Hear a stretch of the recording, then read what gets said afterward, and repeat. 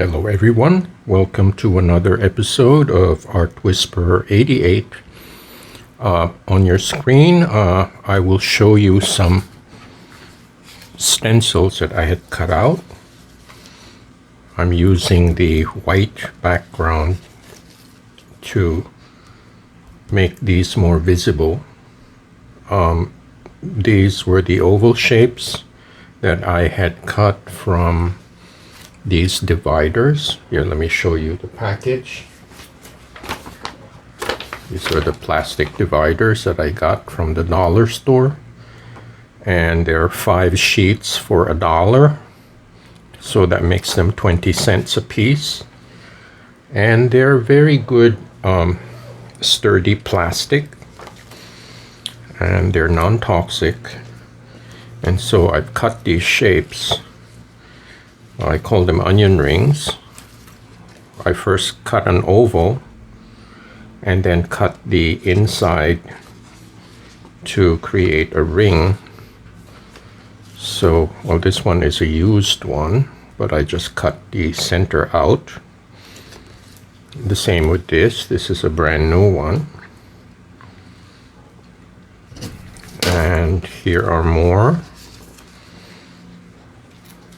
Okay, so I'm going to use these circles or onion rings as a basis for my composition. And this is a rough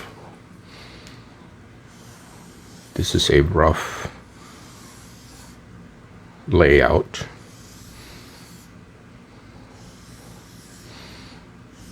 Of the larger ones on the right side and the smaller circles on the left side. So this is kind of like a layout for the print. And I will use not just the new ones, but I'm going to use the recycled old circles. Let's see, like this. These two, so you can see they've been washed and used over and over again, but they're still good. This is the acetate ones, and these will be the larger rings. So anyway, I'm going to use this as the guide and start inking the plate. Again, I was able to clean these with some soapy water and a rag, just so I can start fresh. And as you can see, by repeated printing, the jelly plate tends to shift a little bit, so I have to kind of keep it in line here. For some reason it keeps moving this way, so I'm just going to have to adjust. Since it's a flexible piece of material, it tends to shift, and I make use of these lines as a guide just to make sure that it's in the middle. Now, for those of you artists who have irregular borders, I guess it doesn't matter, but I do prefer that my artwork is centered and has a clean border, because I don't like using tape.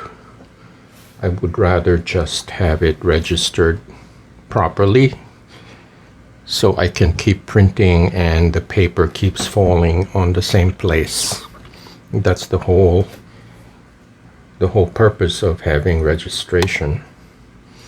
So anyways, let me get going and start inking the plate.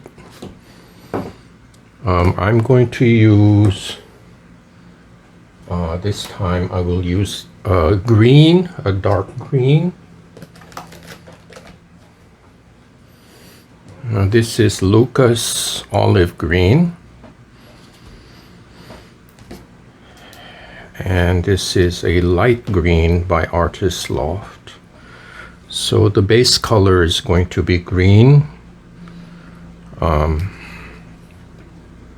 I'm going to start with the darker color.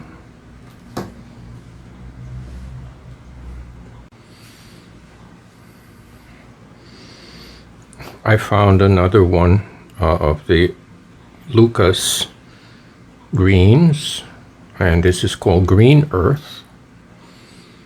It's a very beautiful dark green. It's like a viridian. It's almost black.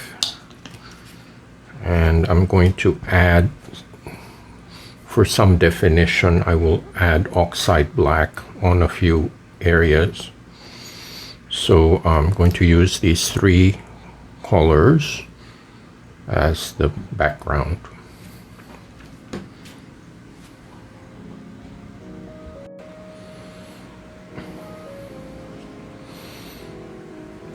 So I'm going to start with the olive green, which is the lightest one of the three, in the center of the print.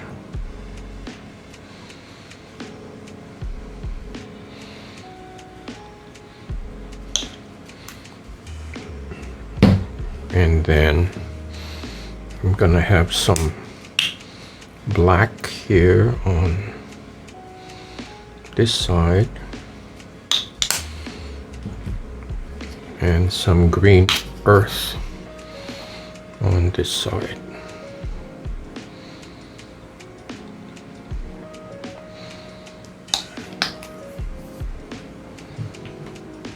Okay, so I'm going to start with the brightest color.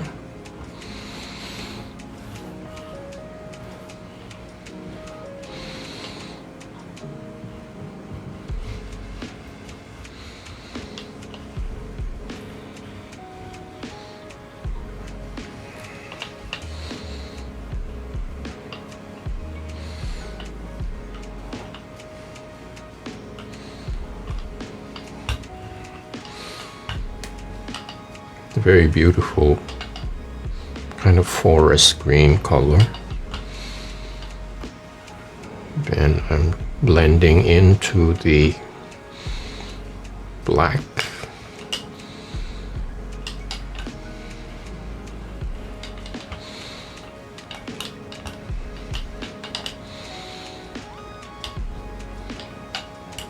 So since this is blended with green, the black is not going to be a pure black, but it's a mixture of the green and black.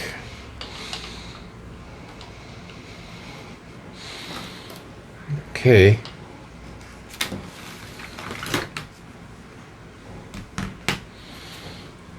So I'm going to refrain from doing any scribbles this time. I'm just going to make it a plain sheet of color.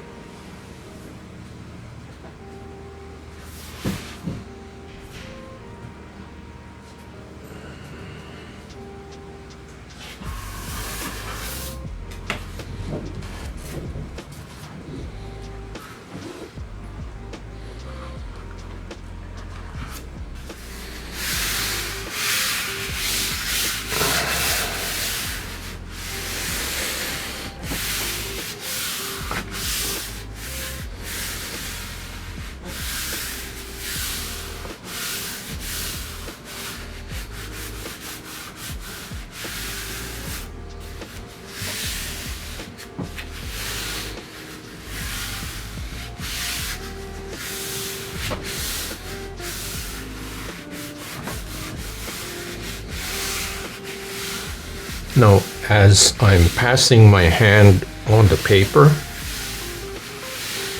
I can notice the water content of the paint getting absorbed into the paper. very slowly because the paper is absorbent. After all, it's made of cotton. It's actually 100% cotton, and that's why it's very strong, but at the same time it's very flexible. Okay, so this is the first layer.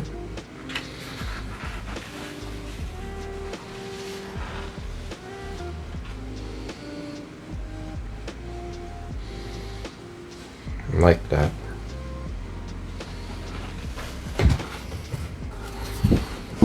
These are all very unexpected markings, and that is the work of the brayer. Okay, so I'm gonna air dry this.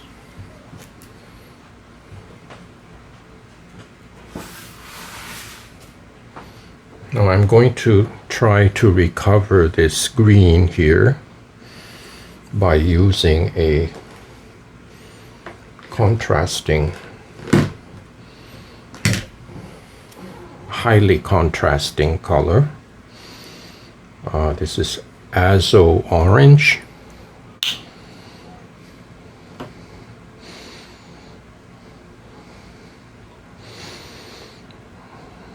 Do that on one side, and this is apricot on the other side.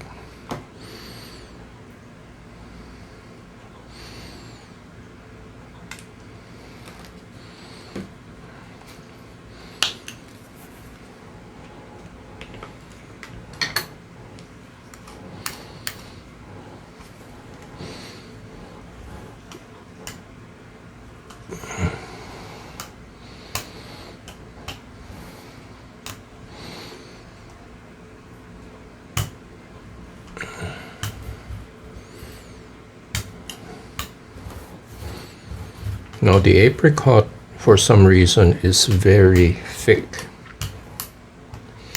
and I think as a rule pastel colors, since they have a lot of white in them, it's the white that makes the paint different, a thicker consistency, as opposed to the darker colors which have more pigment and they have less white.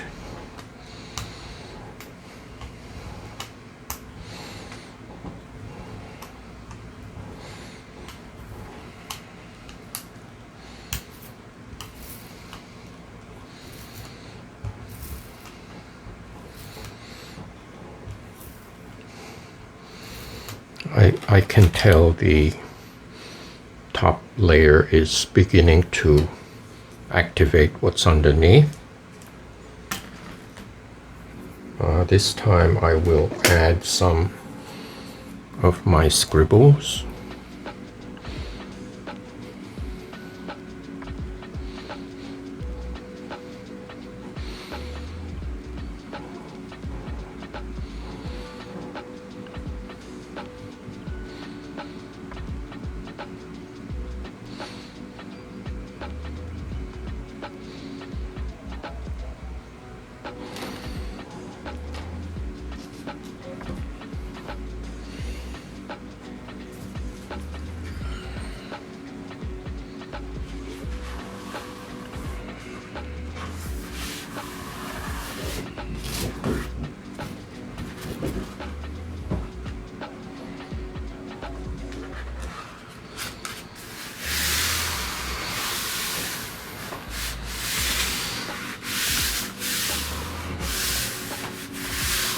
Now, since I'm trying to capture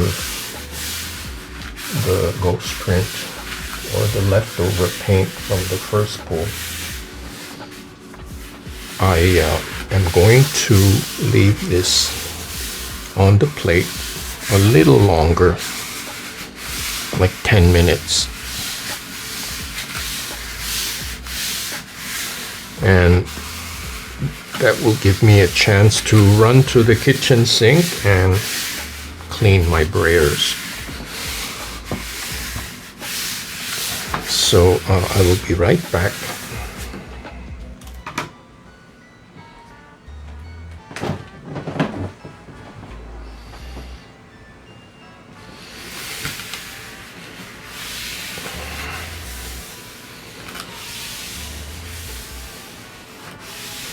I'm just adding a little more pressure just to make sure that the ghost print transfers.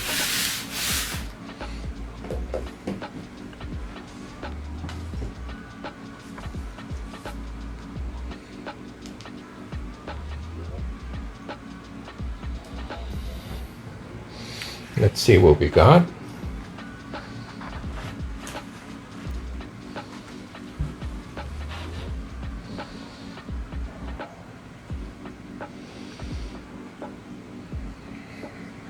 Pretty cool.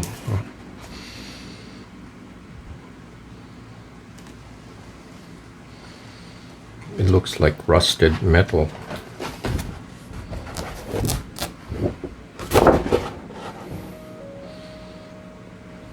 I like that. Okay, let's see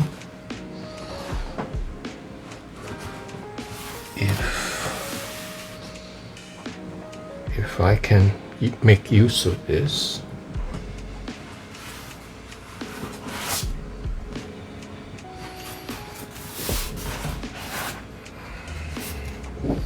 Here's the first pull.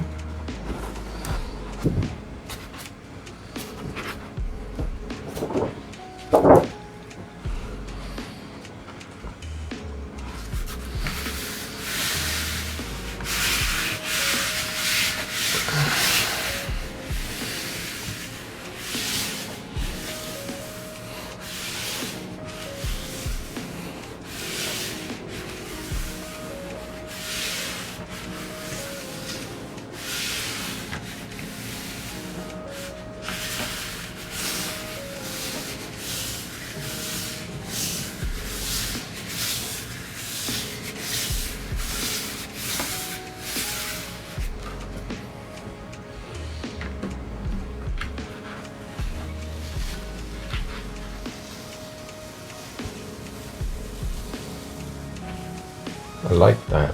I think it made a difference. Sometimes it does not transfer at all, but since it's registered nicely, it did create some nice texture. Here, let me do a close-up.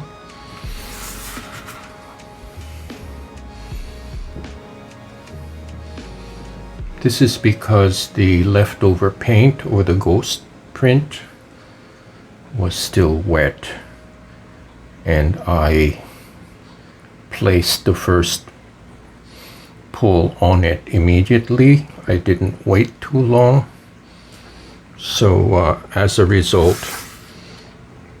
the paint transferred readily. Oh, plus I did apply a lot of pressure with my hand on it, so pretty cool. So this gets air dried, and I will proceed to lay the stencils, the onion rings. So I'll be right back. Okay, back after a short break. I was able to lay these out. So these are the circular onion rings that I had cut out, and then the little donut holes are the leftovers, and I thought I'd put them to good use. So my plan is to use these colors. This is deep magenta and ultramarine violet and grayish blue. So I will create three zones of color with this in the middle.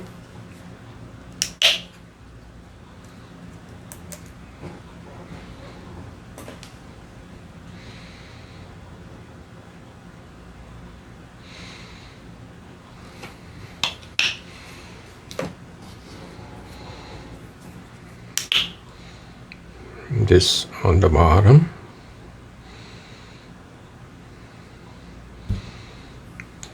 This is more like a lilac color. And ultramarine violet on the top.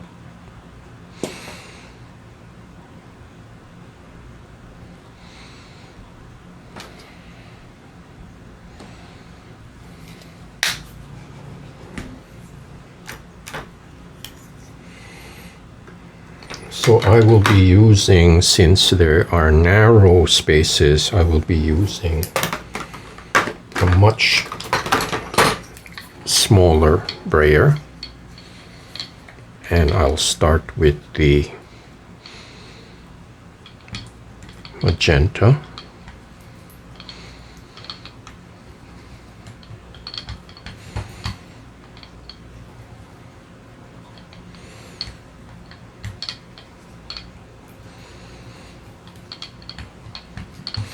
No, I think the magenta is semi-transparent, so in a way it will be easier to spot the stencils underneath.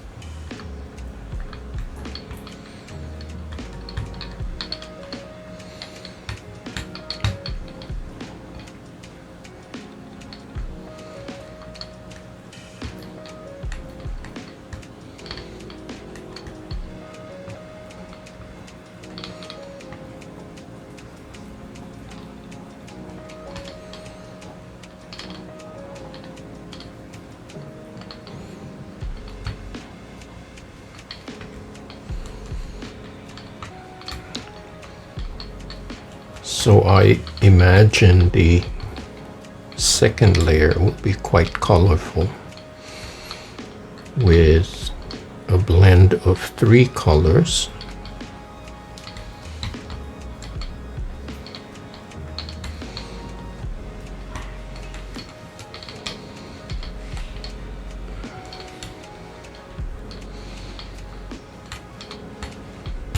And since there are so many small parts, I just have to be careful not to leave some behind. So I have to be very watchful when it's time to remove the stencils.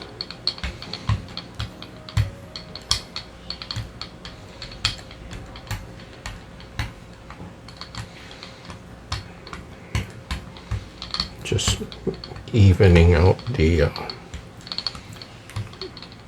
parts where there's lots of paint. Okay.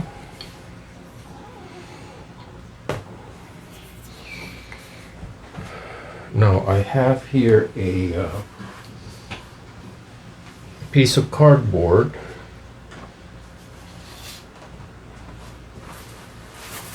And that's where I'm going to lay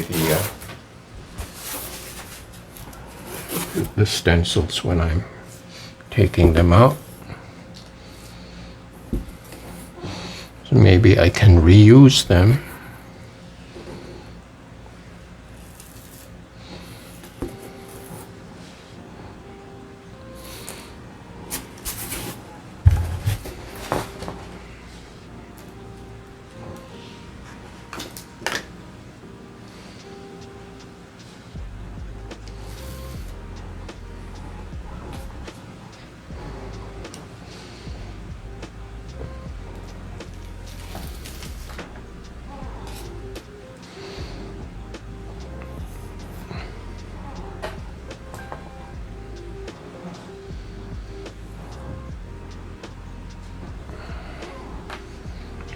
I have some really tiny pieces.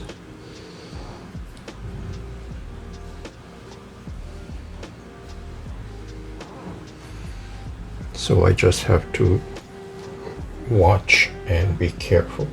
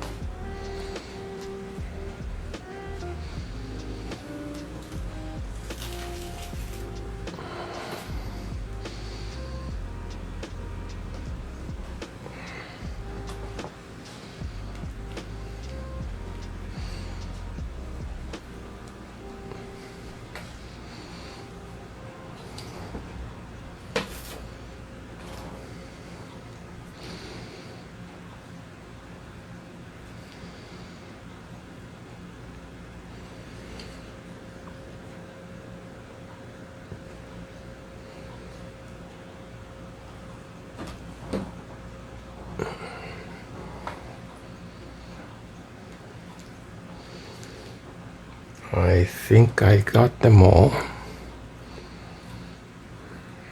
Okay.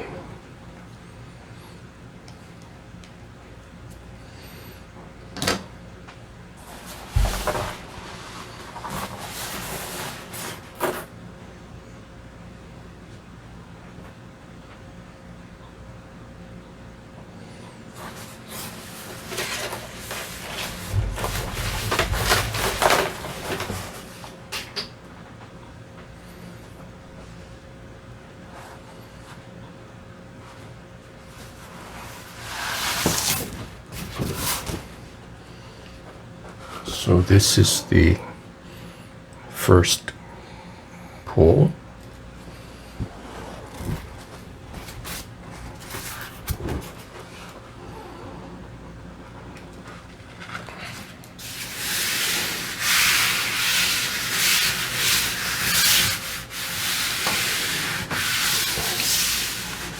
Now, as usual, even if I did plan out the color scheme carefully, the result is still a big surprise.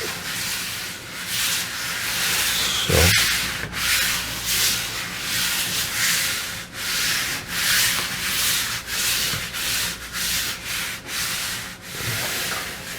okay, let's see what we got.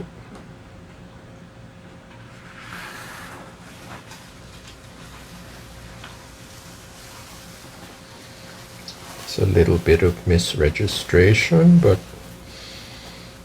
I think this is a very cool result.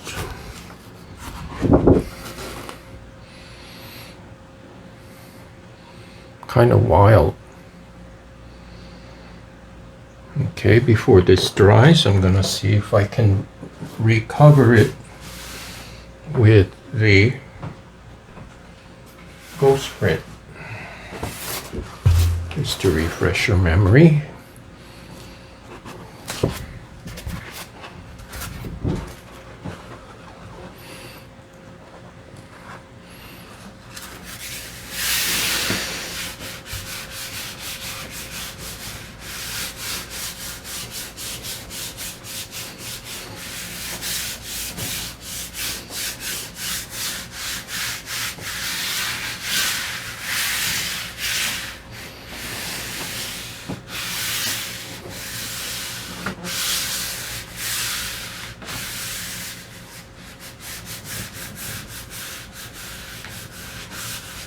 And I'm really applying a lot of heavy pressure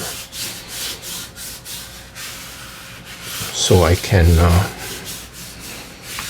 recover as much of the leftovers as possible.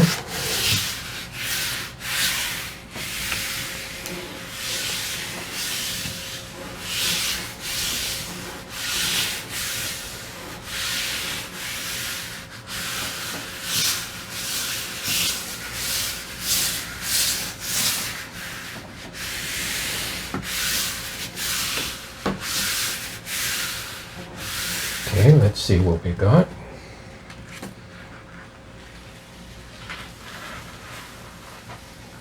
I think most of it is transferred.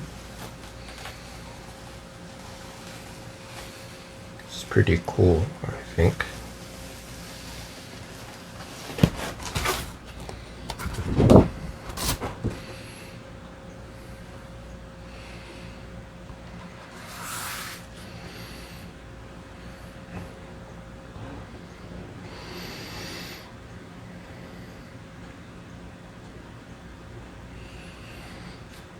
So I'm going to air dry this along with the other one and see what the next step is.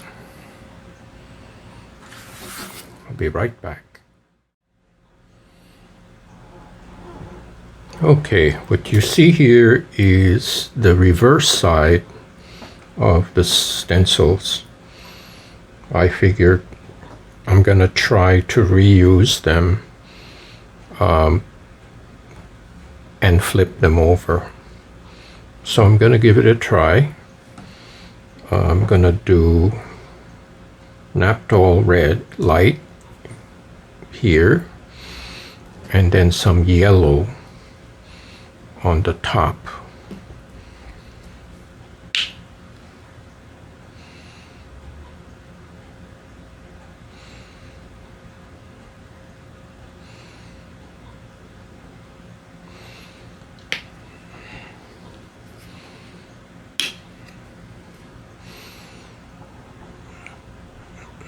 And then maybe this time, instead of using a brayer, I'm going to brush the paint on.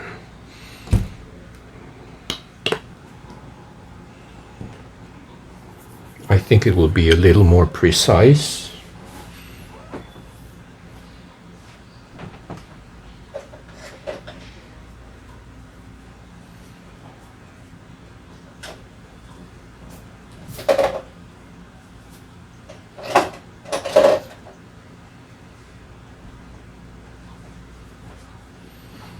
So I'm going to start with the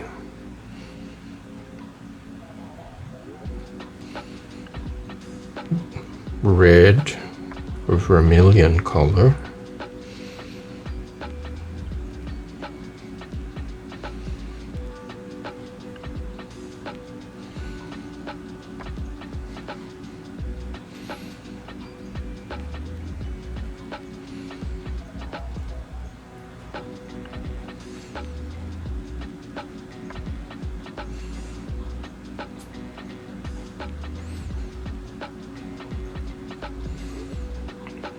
Gradually blending to the Naples yellow.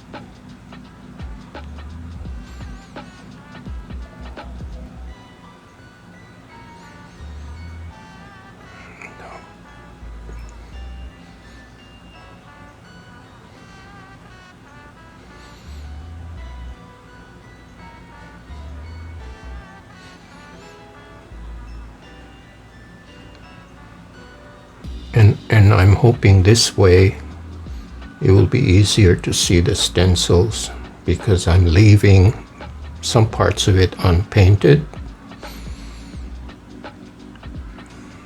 Just making sure that there are not too many really high spots, because they will blot.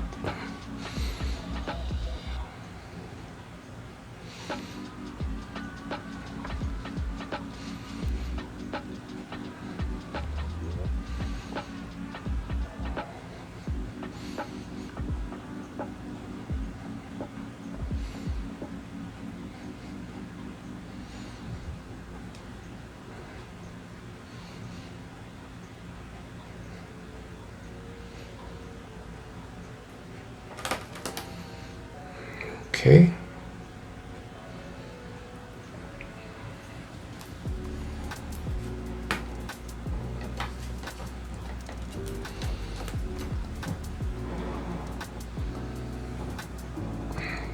It might be a little more difficult to get these off because there's paint on the reverse side.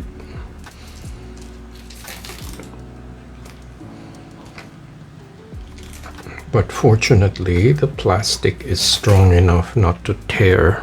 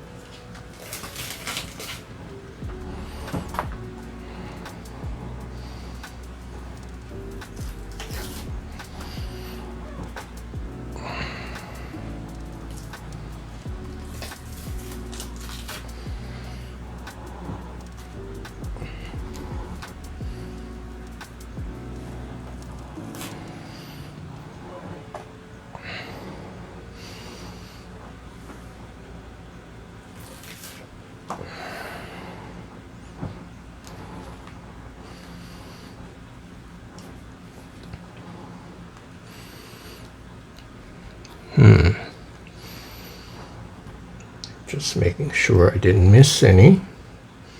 Oh, here's another one.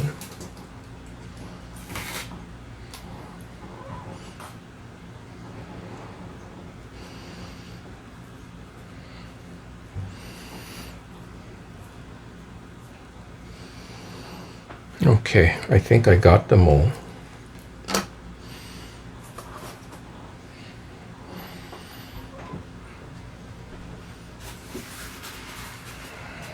So here is the print with the second layer of purple.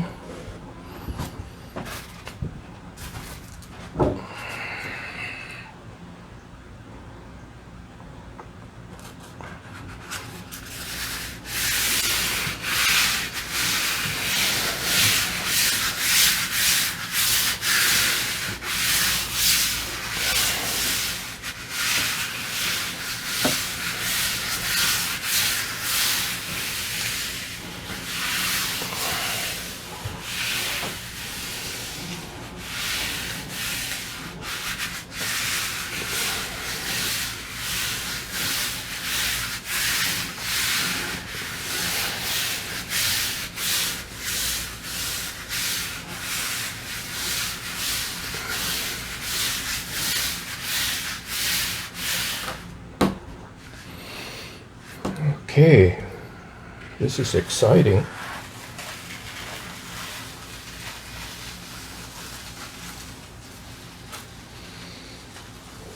It is very painterly. It's like an oil painting. because some parts are actually raised.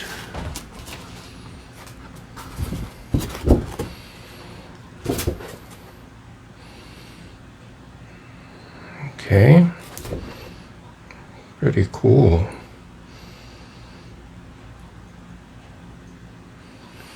So while this is wet, let me see if I can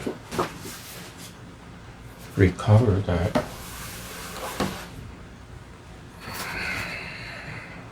With this, there won't be as much contrast, but I'll give it a try.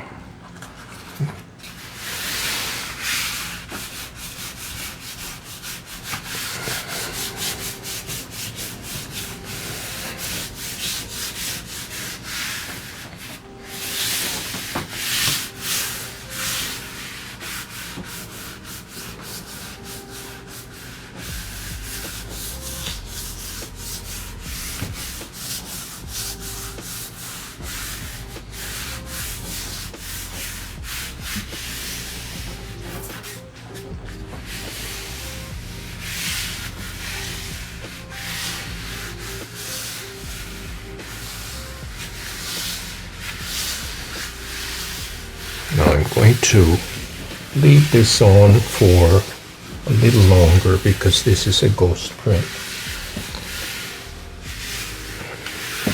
So I'll be back in a few minutes.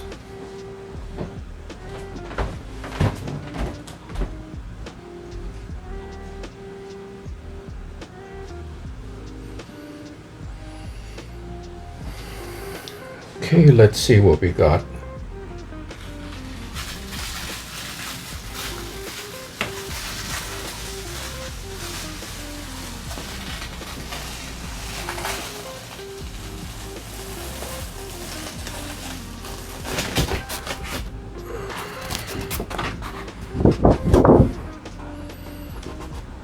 Very colorful.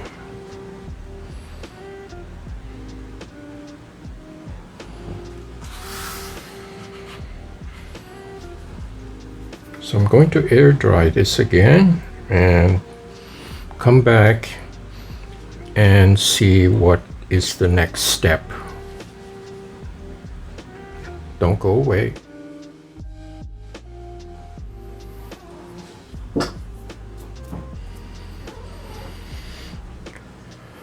Okay, I've reached the final portion of this video, and I found some interesting collage elements to add to this ghost print. I felt that it needed some black and white to give it some contrast, because although the print is very busy, it still needs some, I would call it like a structure or a backbone.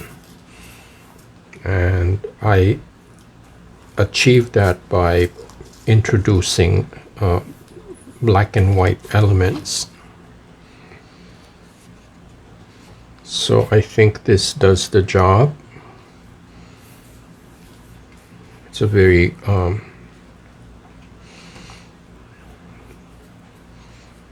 very striking contrast to the colors.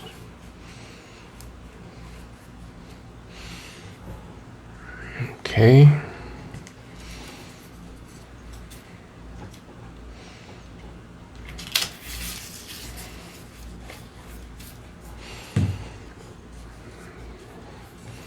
And as I'm doing this, I notice the texture of the paint is very heavy because the paint went on heavy. So the print itself feels more like a canvas. It has a kind of a rough finish, which gives it some interesting texture.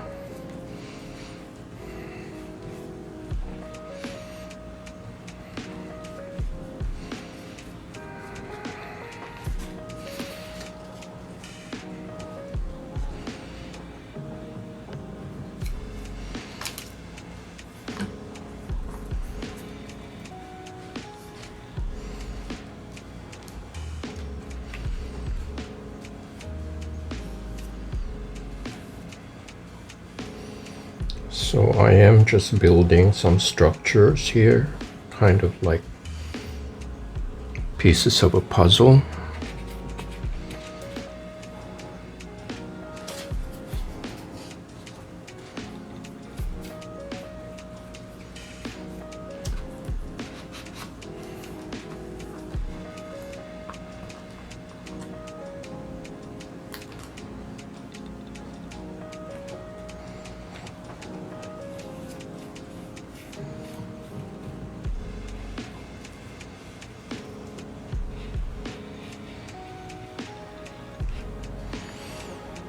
And here is the final piece. This is the largest piece.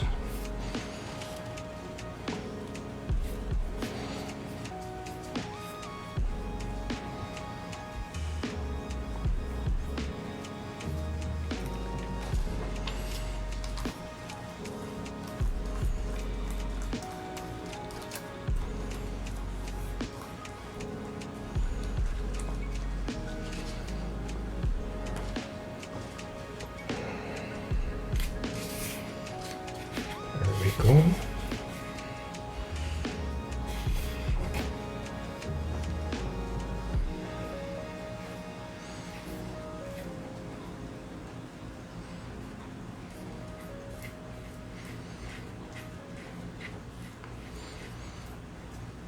There. This is nice and well sealed. And when this dries, the Mod Podge will be perfectly invisible. Okay, so that completes the collage on the ghost print. And here is a close-up. You can see the detail. It's a highly textured and very colorful composition.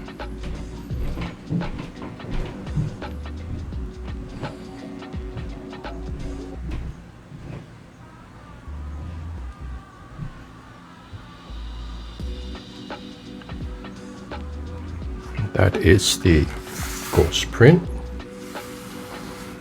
And here is the first print.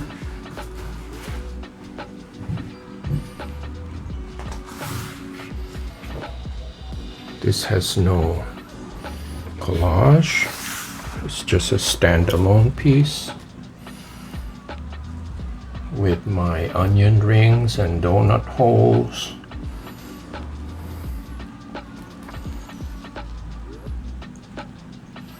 And maybe you can perceive the texture on the paper. It's quite heavy application, so it's like an impasto on canvas. So it's a different kind of look.